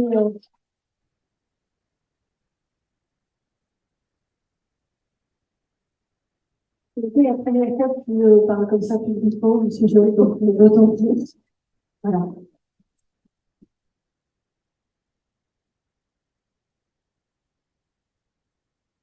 Euh, voilà, donc je vais demander à toutes nos intervenantes et enfin, de venir parce qu'on va pouvoir faire un échange un petit peu d'une vingtaine de minutes avec vous. Si vous avez des questions à poser à Emma sur l'étude, à nos intervenantes de la Fédération des acteurs de la solidarité et de la Fondation Abbé Pierre ou à Alexis Mézet.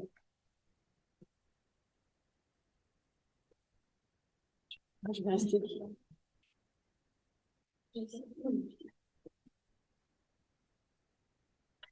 On va vous laisser.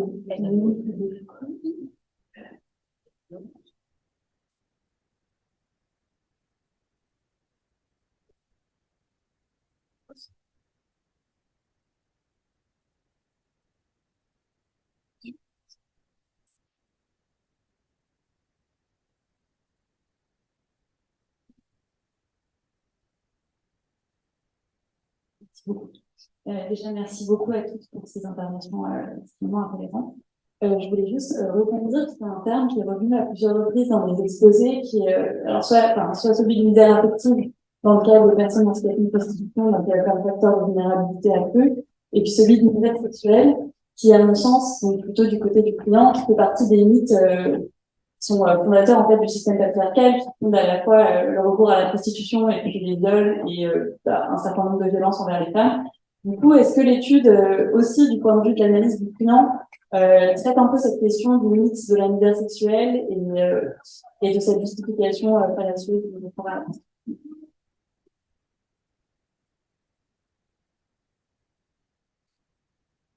Bien, pas le temps de réfléchir à la réponse.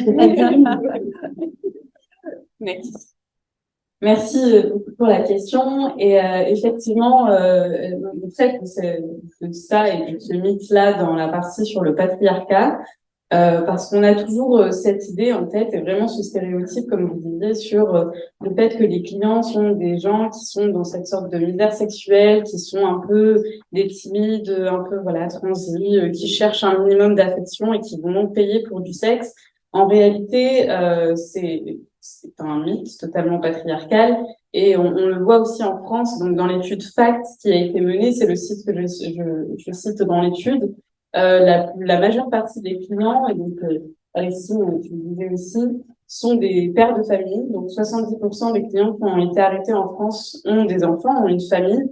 60% d'entre eux sont mariés. Et donc ça vient complètement contrer cette idée que le client, c'est aussi la personne célibataire, voilà, qui est un peu timide, qui cherche de l'amour. Et c'est surtout un mythe qui est profondément ancré dans le patriarcat, selon lequel, en fait, même ces gens qui sont dans une forme de misère sexuelle, ils ont un droit au sexe et que les hommes finalement ont le droit au sexe. Mais est-ce que on a le droit au sexe dans la vie? Enfin, ce n'est pas un besoin primaire. On ne va pas en mourir, comme nous le disait souvent Frédéric Boisard de la Fondation Celle qui est parmi nous et qui coordonne aussi les stages clients dans la région parisienne. Et effectivement, enfin, il n'y a pas de droit au sexe, il y a rien de tel que des besoins sexuels irrépressibles, il n'y a pas de pulsion sexuelle animale des hommes, et ce serait aussi les animaliser que les traiter de cette manière et de dire qu'ils en ont. Donc, il faut vraiment déconstruire ces idées-là. Je sais pas si vous voulez rebondir.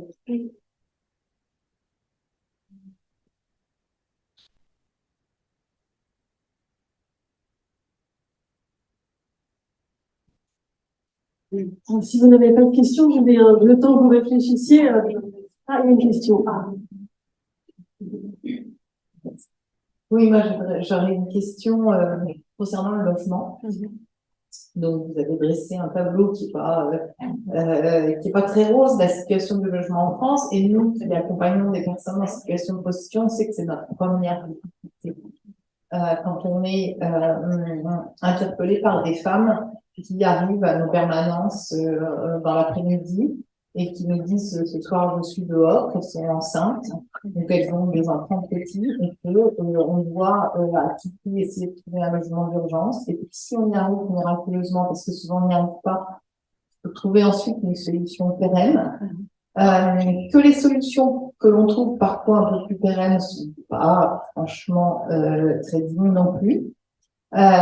Et donc moi ma question ce serait, est-ce que vous avez une idée de ce qu'il faudrait faire pour qu'on puisse aider des personnes à avoir accès au logement? Qu'est-ce qu'il faudrait faire? Parce que on en parle, on sait que c'est une difficulté, que c'est un problème, mais est-ce qu'à un moment donné, on aurait une idée des solutions qu'il faudrait apporter à ça?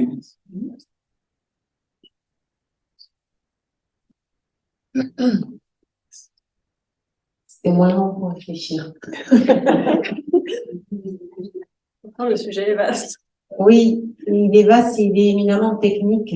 Et il est éminemment technique à partir du moment où la puissance publique en fait un objet technique. C'est-à-dire que l'enjeu du logement, si c'est la première pierre à l'édifice de vie au sens de sa trajectoire, de la manière dont on se rêve, de la manière dont on a envie d'être, d'agir, d'interagir, de vivre dans un quartier, d'habiter, d'être avec les autres ou d'être seul, eh bien, si on en fait une réponse technique, elle est systématiquement oblitérée, cette réponse, par des problèmes techniques.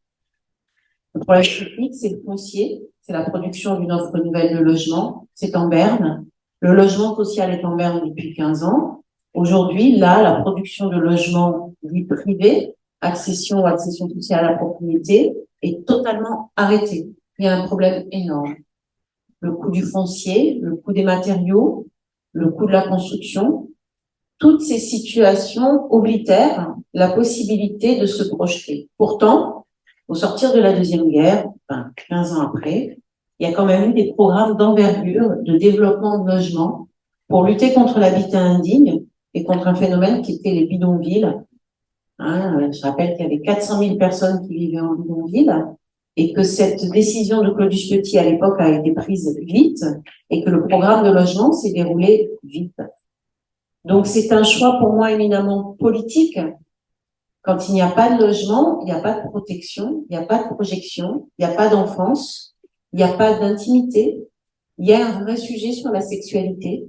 Il y a un vrai sujet aussi sur le dedans et le dehors, la possibilité d'être seul, la possibilité de se développer dans des conditions normales. C'est pas une réponse technique, c'est une réponse philosophique. Donc, j'ai pas du tout répondu à comment faire. Je suis d'accord avec vous, mais je crois qu'il y a quelque chose d'éminemment politique et de citoyen à porter sur cet enjeu du logement comme un besoin de première nécessité. Là, pour le coup, c'est un besoin de première nécessité. Et il doit être digne parce qu'il doit pouvoir recueillir un espace de vie, un espace où on dort en sécurité, où on est protégé. Les réponses qui sont construites aujourd'hui, c'est des réponses d'urgence sociale, qui devraient rester des réponses d'urgence sociale, qui n'ont de cesse de s'empiler depuis 10 ans pour devenir des réponses pérennes. Donc, on finit par faire du gymnase pendant 6 mois de l'année où on laisse des femmes et des enfants dans des grandes villes et ailleurs aussi vivre dans des gymnases. On finit par laisser des logements partagés qui devraient être des logements pour une famille ou 2, 3 familles vivent dedans parce qu'il n'y a pas de place en fait. Donc la question, elle est politique et elle est dans la décision de la priorité politique.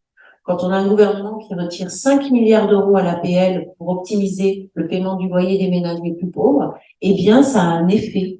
C'est des expulsions à la clé, ou des gens même qui n'attendent pas d'être expulsés et qui finissent à la rue, et qui, effectivement, vont chercher des recours pour être mis à l'abri ou pour développer leurs ressources économiques.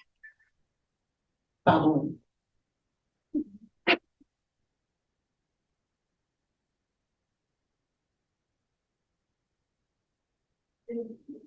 Oui, juste pour appuyer le témoignage, enfin la question cruciale, d'abord d'hébergement et ensuite du logement, c'est toute l'emprise qui est aussi à travers la question du fameux co-hébergement dit communautaire. Je ne vois pas trop ce qui est communautaire là-dedans, mais et donc cette emprise qui est maintenue par les proxénètes avec ce co-hébergement forcé. Juste une anecdote, nous avons participé à un démantèlement d'un gros réseau à Toulouse, je dirais, mois de février, avec retraite. Ça s'est extrêmement bien passé, bien préparé en amont, bien passé. Et parmi les victimes, l'une était à la rue. Le SIAO nous a répondu, ce n'est pas un public prioritaire. Une femme en situation de prostitution dans le cadre d'un démantèlement d'un réseau de proxénétisme aggravé. On nous répond, ce n'est pas un public prioritaire. Bon, autant vous dire qu'on est dans un état de sidération assez avancé. On a saisi jusqu'au cabinet du préfet. La solution n'a pas été trouvée tout de suite, du tout. Et voilà où on en est. Et quand on fait des appels à projets, sur d'hébergement d'urgence, hein, vraiment le bas seuil, en sens qualité, au sens prix de la place, hein, parce que je vais être très matérialiste, c'est pour femmes victimes de violences, non compris, évidemment, les personnes en situation de prostitution, parce que c'est l'angle mort de la politique de l'hébergement. Donc, tout ça accumulé fait que, bon, nous, on réussit, qu'à avoir 500 places entre hébergement et logement adapté, mais c'est carrément en dessous de tout. Et vraiment, cette histoire de CHU où on nous dit que ça n'a fait pas partie du spectre des violences puisqu'il est réduit à conjugale.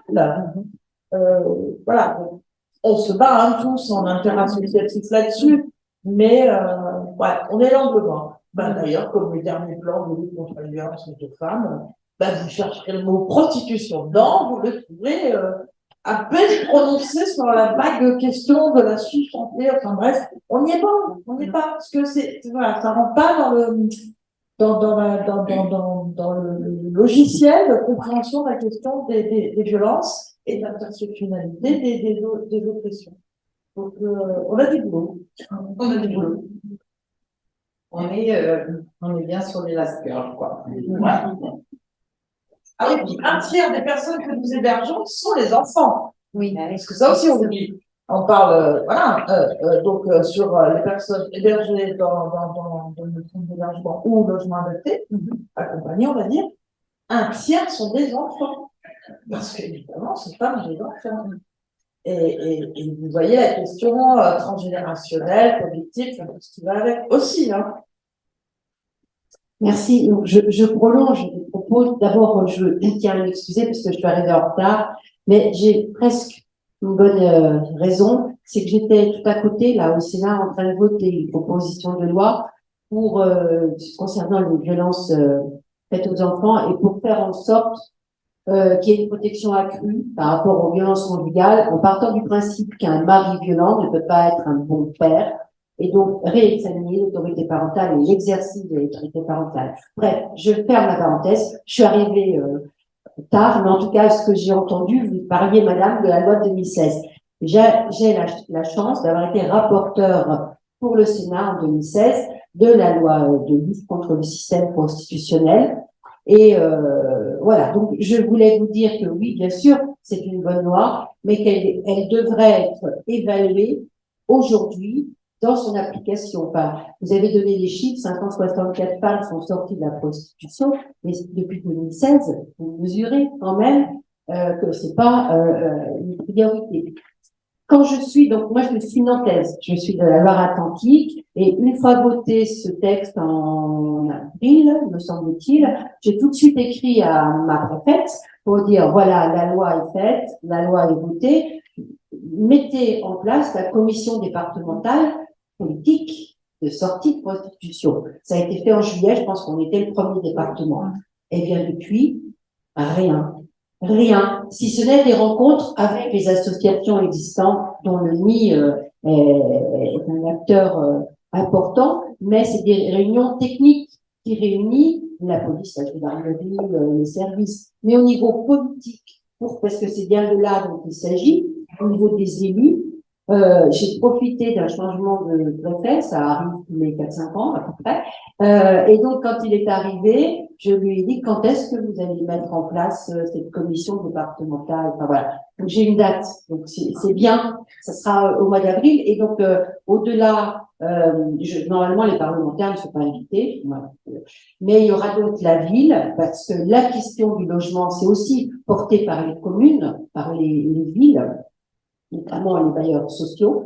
Il y aura le département avec tout ce que vous avez dit sur la nécessité d'accompagner, de soigner, de conduire sur des gynécos, enfin voilà, la santé, et la prostitution des mineurs, oui, bien sûr, avec la protection de l'enfance, puisque c'est un sujet qui émerge, même si là, il existait et qu'on ne voulait pas le voir. En tout cas, le besoin aussi d'action est important. Donc, merci. Moi, je suis ravie d'avoir dans cette salle des hommes et des femmes jeunes.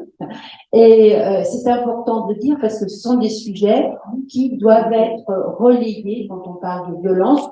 On parle de violence domestique, on parle de violence économique, on parle maintenant de plus en plus de violence dont on ne parlait pas, mais on ne parle pas de la prostitution qui est la première des violences faites aux femmes. Voilà, donc merci, bravo.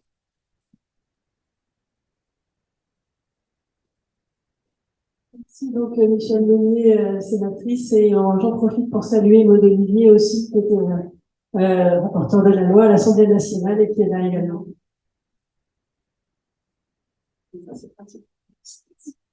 Bonsoir, merci beaucoup pour l'invitation et pour cette initiative et puis le témoignage survivante. Alors, moi, je fais partie d'un réseau qui s'occupe tout particulièrement des femmes victimes de violences conjugales. Je me dis qu'il y a un grand travail encore à faire sur la question de la représentation. Je pense que on parle la joie, la fiche, tant que les hommes peuvent payer. J'ai l'impression que il faut toujours, il y a encore un travail sur les stéréotypes, sur la représentation, qui sont des obstacles importants, considérables. Et je pense que dans notre région, il y a eu cette démarche sur le travail de la représentation des stéréotypes, et j'ai l'impression qu'il est doublement puissant, malheureusement, pour les personnes qui sont en situation de prostitution. Donc là, je disais aussi, alors je pense que vous développez aussi des actions de sensibilisation et de formation au large public, mais aussi aux professionnels, et je crois que c'est quand même important de voir. Et j'ai aussi envie de vous dire, de vous renvoyer la question vous avez évalué, je crois, en enquête, un nombre de personnes en situation de prostitution avec une prédominance sur les femmes. Quels seraient les moyens, les besoins en termes de nombre de places d'hébergement? Parce que je suis d'accord qu'il faut du logement, mais il faut un petit détour sur l'hébergement. ce n'est pas, surtout sur les situations d'emprise. Alors, voilà. Et puis, comme je fais partie du réseau de solidarité femmes, quelles sont les possibles articulations avec, sur les réseaux, pour pouvoir soutenir, penser, des places d'hébergement, des places, et du relogement, parce que je pense que c'est nécessaire. Et puis, toujours la question, du parcours. J'en ai parlé avec Claire il n'y a pas très longtemps. Je trouve que, bon, 500 femmes qui sortent de parcours, mais c'est rien. Enfin, enfin, c'est pas significatif. Et j'ai l'impression qu'on leur demande à ces femmes encore plus de garanties, encore plus de bonté, encore plus. Et que finalement, il y a un coup psychique qui est comme si on leur faisait payer d'une certaine manière le fait d'avoir été à un moment donné en situation de prostitution. Voilà, il y a quelque chose de très flexible là. Alors, je sais pas comment il faut trouver, mais j'ai trouvé que c'est, voilà, je trouve que c'est une tâche importante, c'est bien de se mobiliser, mais voilà, quels sont vous parlez sur la mission plaidoyer, comment vous est-ce que vous évaluez les places d'hébergement, comment vous les faites, et puis vos actions de sensibilisation également, disons, auprès du jeune public, du large public et des professionnels. Oui.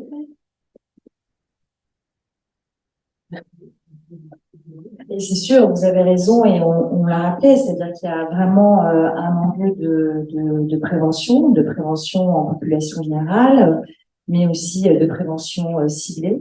Il y a un enjeu de formation, des professionnels parce que on l'a vu, que ce soit sur des situations en amont et en aval, et surtout, vous l'avez très bien d'ailleurs décrit toutes les deux, la question de l'invisibilisation finalement de tout ce parcours d'insécurité qui soit affective ou à différents niveaux, qui nécessite en fait, c'est pas forcément évident, même en étant des accompagnements des professionnels dans le champ social, d'avoir toutes les clés pour pouvoir accompagner, on va dire, de façon adapter les personnes. C'est pour ça que le lien avec les associations spécialisées sont extrêmement importants. C'est de garder en même temps une porte d'entrée généraliste et en même temps d'avoir une porte d'entrée spécialisée. Donc oui, aujourd'hui, les besoins d'hébergement, en fait, on est vraiment face à une situation qui augmente, qui a doublé en 10 ans sur les personnes qui sont sans abri et qui est particulièrement criante là en ce moment. Et je reprendrai un peu vos propos, c'est-à-dire qu'il y a une action qui doit être du côté des associations, des politiques qui sont engagées. C'est pour ça qu'on mobilise aussi beaucoup les parlementaires, les sénateurs, parce qu'il y a aussi des choses à faire, encore une fois, du côté de la loi, soit pour adapter les réponses, soit pour obtenir des moyens. Par exemple, nous, on a commencé l'année 2022 en alertant sur le fait qu'entre janvier et septembre, il y avait un chiffre d'enfants à la rue qui avait été multiplié par 2.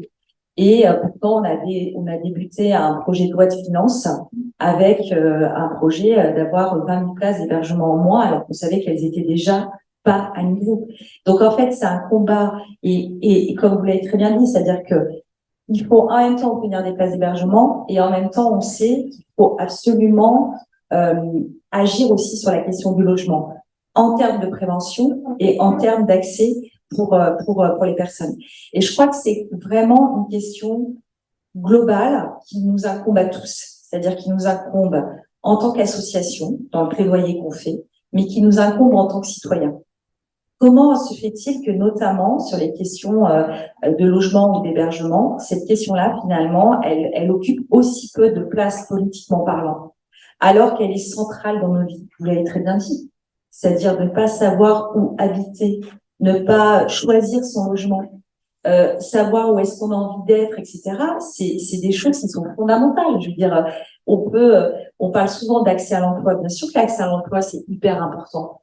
Mais quand vous savez pas où est-ce que vous allez dormir, quand vous savez pas, ou même vous mettre en processus de recherche, donc tout ça, ça veut dire que oui, on a fait des chiffrages, oui, on les défend, oui, on les porte. Il faut quand même voir que les dispositifs, par exemple, spécialisés femmes et qui accompagnent dans la question de la prostitution, on a eu des mesures de revalorisation des métiers de l'humain, des métiers du travail social, et ben ils étaient hors des radars. Donc cette question aussi de l'invisibilisation de la question dont on est en train de parler, elle se répercute à plein de niveaux. Donc, c'est pour ça que là aussi, il y a un travail citoyen, il y a un travail associatif, il y a un travail de mobilisation des personnes concernées, comme vous le faites très bien. Parce que c'est dur aussi de prendre la parole avec tout ce que vous avez raconté sur l'histoire de votre parcours, parce que c'est dur, parce que il y a aussi toujours ce sentiment de honte qui est absolument pas justifié, mais qui empêche la question de la parole et qui empêche la capacité à pouvoir aussi porter et dire des choses en tant que citoyen, en tant que citoyenne. Et donc oui, on pourrait partir d'ici en disant oh là là, le tableau il est un peu noir, parce qu'il est vrai qu'il est dur. La question de l'hébergement et du logement, elle est très très complexe, mais on a tous un pouvoir d'agir, comme on dit, et ce pouvoir-là, bah déjà là, tous ce soir et d'autres, on peut se mobiliser. Je peux juste ajouter quelque chose dans ce que vous disiez et dans les questions que vous posiez, les témoignages, merci, parce que voilà, être éclairé, c'est ça aussi, hein. On a tous des représentations. La question de la prostitution ne traverse pas mon activité du quotidien. Donc, évidemment, les représentations se réorganisent. Il y a la question du stigmate en face de la question du plaidoyer, c'est-à-dire la question de la spécification de la réponse de l'action sociale quand les personnes sont bloquées dans le dispositif spécialisé. Eh bien, la question du stigmate se pose pour aller vers le droit commun, c'est-à-dire et sur la trajectoire individuelle aussi.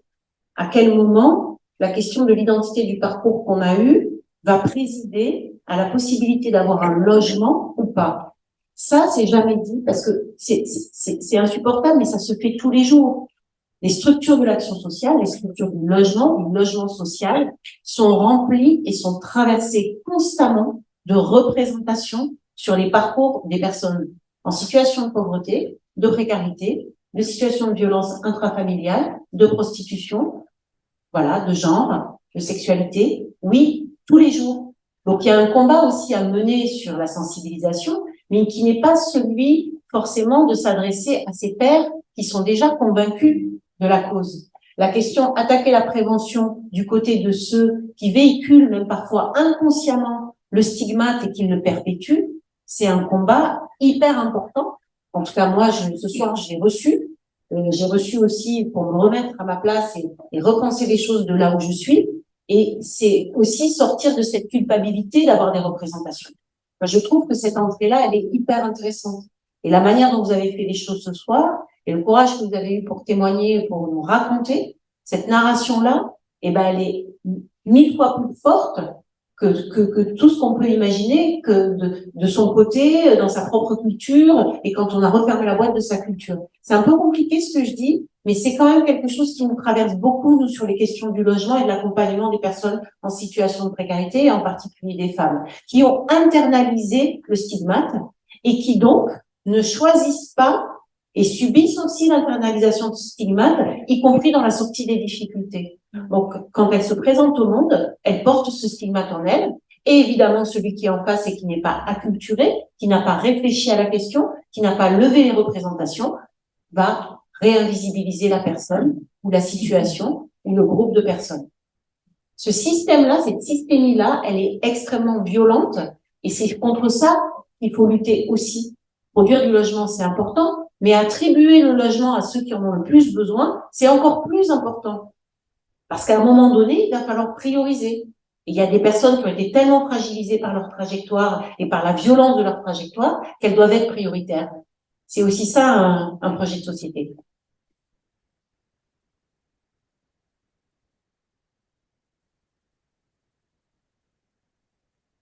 Bonsoir, Stéphanie Bernadette, directrice du mouvement d'Uni. Je voulais répondre aussi à la question que vous posiez.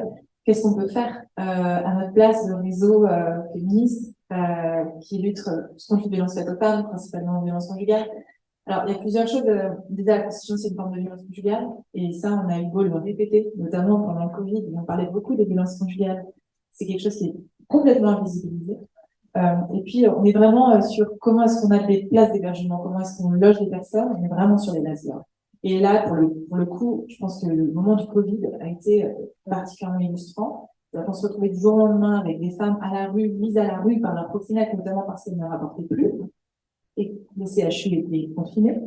Et nous, quand on appelait pour les héberger, il y avait juste, enfin, en fait, elles n'étaient pas victimes de violences conjugales, donc il n'y avait pas de dispositif.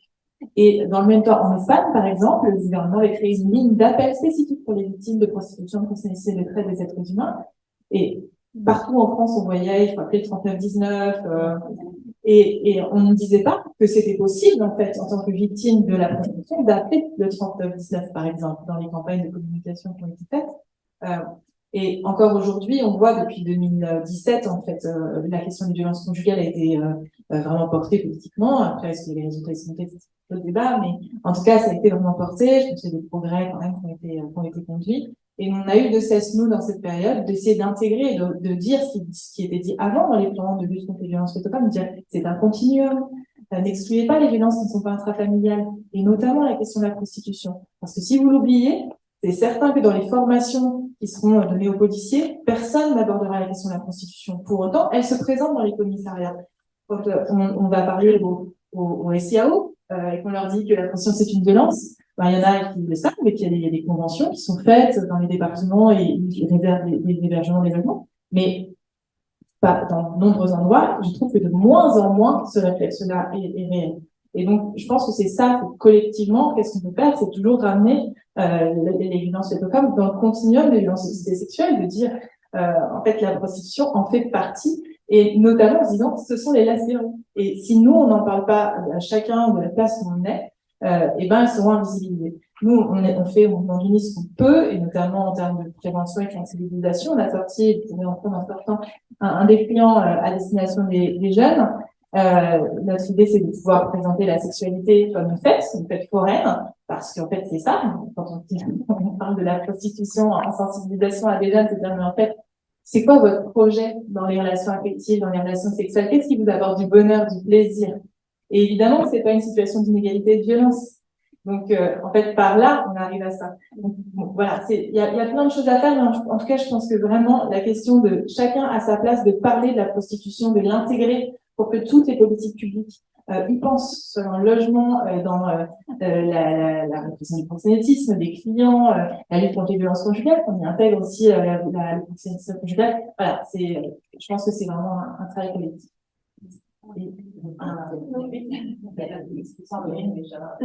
Alors, on a le temps qui passe, donc on a Esther, Florence et Rosalie.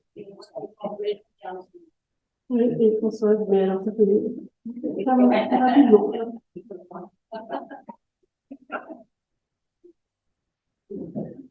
Déjà, merci à vous. Bonsoir.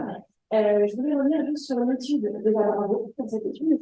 Vous avez eu accès à de nombreuses données, de nombreux témoignages. Comment ça s'est fait, ce travail de recherche concrètement?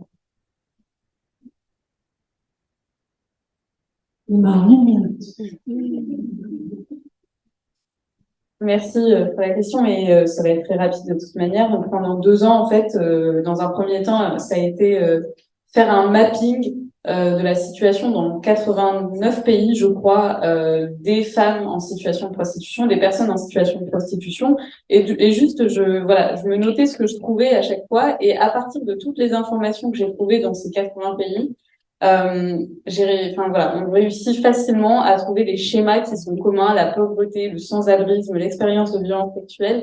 C'est tout ce qu'on arrive à tisser de cette matière-là. Et après, évidemment, vu que CAP est une coalition internationale, on a des membres dans 35 pays. Ça a été aussi de solliciter nos membres sur leur expertise de terrain pour qu'elles nous disent, qui sont les personnes qu'elles accompagnent, les interroger aussi sur les facteurs de vulnérabilité, ce qu'elles constataient sur le terrain.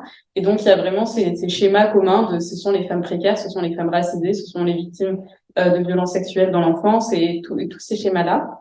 Donc, ça a été fait beaucoup à partir de ça. Et après, c'est aussi un travail de...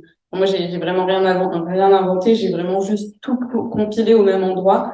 Donc, de plus de 500 références, qu'elles soient journalistiques, académiques, législatives, etc. Et évidemment, des entretiens aussi très, très intéressants avec des survivantes de la prostitution, de la traite à travers le monde, des leaders de communautés autochtones aussi qui en avaient tout simplement marre d'être perçues parce qu'elles étaient autochtones comme les femmes prostituables, des leaders aussi, voilà, antiracistes, asiatiques, qui elles aussi nous disaient, mais en fait, lorsque les femmes asiatiques sont surreprésentées dans la prostitution, c'est toutes les femmes asiatiques qui sont perçues comme des femmes qui peuvent être des prostituées dans la société de manière générale. Donc c'est voilà, c'est un travail qui était très intéressant aussi d'avoir leur retour d'expérience.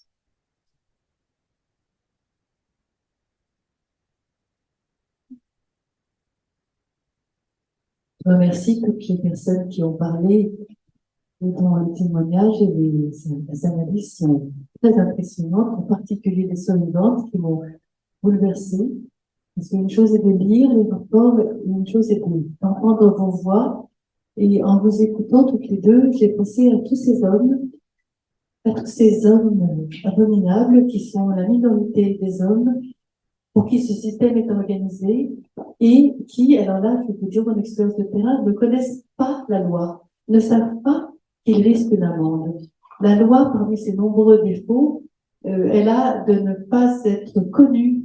Cette extrêmement bonne loi, c'était au 10e degré que je disais ça, cette extrêmement bonne loi, elle n'est pas connue, elle est à peine connue de responsables politiques, elle est oubliée, elle est comme toutes les lois françaises dont tout le travail commence à faire une fois qu'elles sont votées parce qu'il faut les faire appliquer. Et les hommes ne savent pas ce qu'est les risques qui sont encore dans ce consensus français sur la prostitution, la violage, les droits des hommes et tout ça. Alors je voudrais dire que ces hommes-là, il faut vraiment qu'on les éduque, il faut qu'on les prenne la racine, et que pour ça, ce sont les autres hommes qui doivent le faire, les hommes qui s'engagent contre la prostitution, parce que tout ce que les femmes disent, à quoi ça sert? Nous, on est solidaires de nos sœurs prostituées, mais les hommes qui se désolidarisent de ces hommes qui considèrent que les femmes sont de la viande. Alors, vive les zéro machos.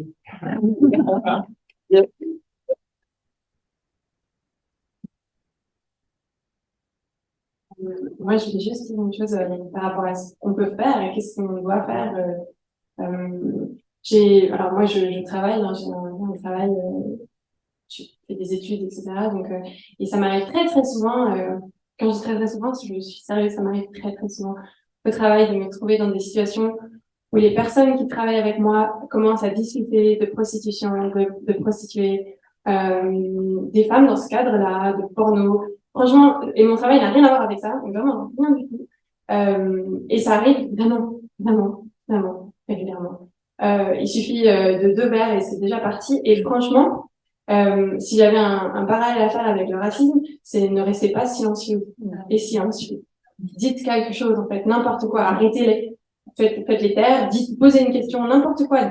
Vraiment, comme il faut déconstruire les stigmas sur le racisme, il faut aussi déconstruire les stigmas sur les prostituées. Et quand je leur dis, en fait, c'était moi dont vous parlez là. Et quand vous dites fils de pute, vous parlez des enfants que j'aurais pu avoir. Donc non, c'est pas possible en fait. Et c'est vraiment là qu'il y a un petit et une réflexion qui doit se faire. Mais quand je parle de ça, je dis même, j'étais en one-to-one avec mon manager pour la fin de mon semestre et il a mentionné Jackie et Michel. Je vous jure sur ma tête, et il sait. Le pire, c'est qu'il sait ce qui m'est arrivé. Donc, j'étais vraiment...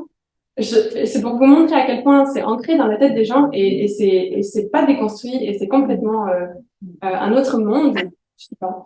Et il faut réfléchir, il faut dire, il faut apprendre, il faut vraiment s'informer de la réalité plutôt que de croire les fantasmes des uns et des autres.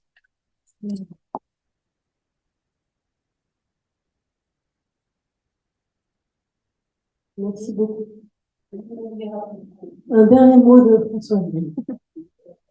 Merci à tout le monde et aux survivants d'avoir témoigné. Je voulais juste dire un petit mot d'espoir parce que il y a 20 ans, quand on a commencé à travailler sur le logement avec les victimes de violence conjugale, c'était vraiment le désert. Je crois qu'on peut travailler ensemble pour montrer un peu le processus qu'on a mis en place justement pour rendre prioritaire les femmes victimes de violence conjugale. C'est possible de travailler. On a aussi une grande convention sur le logement. La deuxième chose que je voulais dire, c'est que au niveau européen aussi, il y a une directive, on a essayé d'introduire la prostitution, on n'y est pas arrivé. Donc il y a un texte européen là qui est en cours de, je pense qu'on a intérêt l'association à se remobiliser pour le faire évoluer. Et puis, je pense qu'on a aussi intérêt en France à redemander une commission nationale de lutte contre les violences dans laquelle sont introduites les associations, dans les associations dans la lutte contre la prostitution, parce qu'elle n'existe plus, cette commission, depuis 2 années. Je trouve qu'on aurait intérêt tout ensemble, un peu des associations, à la redemander et faire en sorte que la prostitution. Merci beaucoup. Encore un grand merci à toutes nos intervenantes ce soir. Merci à la Cité Audacieuse, merci aux associations qui nous soutenaient.